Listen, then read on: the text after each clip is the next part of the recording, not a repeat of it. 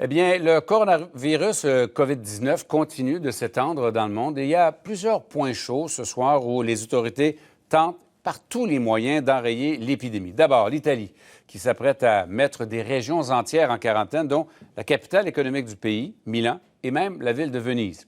De ce côté-ci de l'Atlantique, les bilans s'aggravent. L'État de New York vient de déclarer l'état d'urgence.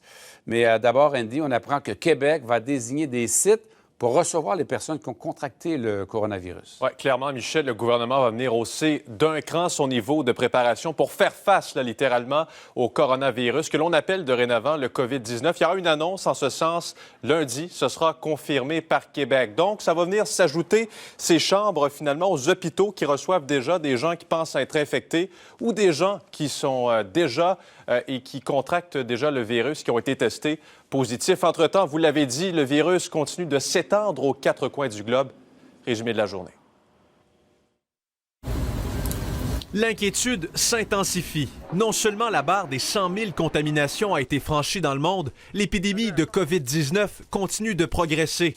La planète entière est sur un pied d'alerte et la liste des pays touchés s'allonge. L'idée, c'est de se préparer à une situation où il pourrait commencer à y avoir de la transmission communautaire. Au Canada, les autorités sanitaires de la Colombie-Britannique ont fait le point samedi. 6 nouveaux cas de coronavirus ont été identifiés. The first two are related to travel from Iran. 2 autres étaient des passagers qui ont déjà séjourné sur le navire de croisière Grand Princess, maintenu actuellement au large de San Francisco.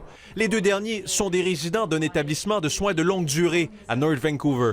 The team from Vancouver Coastal Health has been on site at the center in the last couple of days doing a detailed assessment of all of the staff, the residents and the family. Aux États-Unis, le gouverneur de New York a déclaré l'état d'urgence. We are very serious about this. Une mesure qui permet, explique-t-il, d'approuver des embauches et des dépenses de façon accélérée.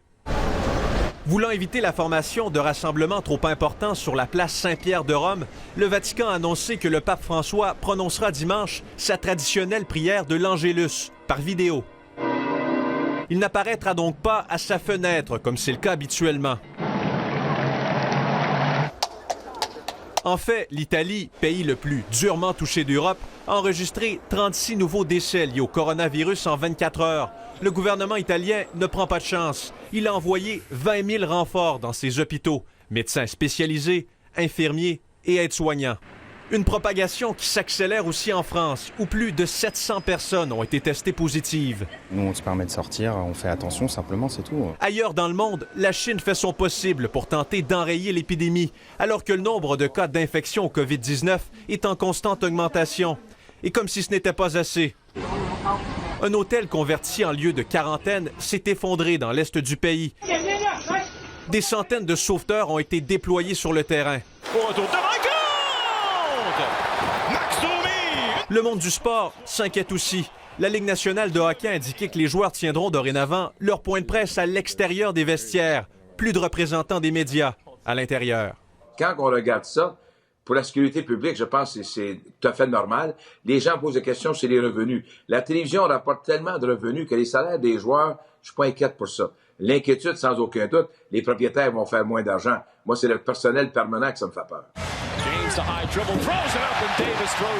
La NBA, comme d'autres ligues de sport professionnelles, envisage de disputer des matchs à huis clos.